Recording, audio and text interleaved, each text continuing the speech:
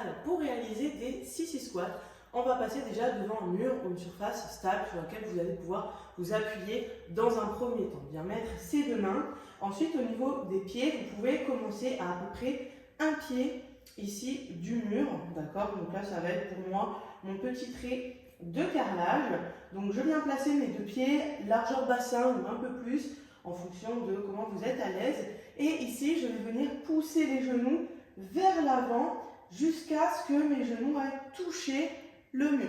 Attention, quand je descends, je n'ai pas les fesses en arrière, j'essaie de garder l'alignement genoux, bassin, épaules. D'accord? Et ensuite, je ramène. Bien sûr, quand vous descendez, les talons vont se décoller du sol. C'est normal. N'essayez pas de garder les talons collés au sol.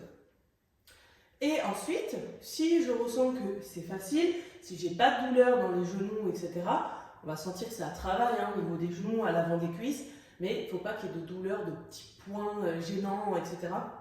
Sinon, c'est qu'on va trop loin. Donc, si jamais on a une douleur, c'est trop difficile, on se ravance un peu, d'accord? Et si jamais on sent que c'est trop facile, on peut se reculer un petit peu. Et l'idée, ça va être de se challenger comme ça, en essayant d'aller chercher à chaque fois de plus en plus loin, tout en continuant à toucher le mur. Et peut-être qu'à un moment donné, vous arriverez à ce que vos genoux arrivent jusqu'au sol. Dans ce cas, vous pourrez passer plutôt dans une position de profil par rapport au mur pour ne pas être gêné pendant la descente, mais toujours garder un appui si nécessaire.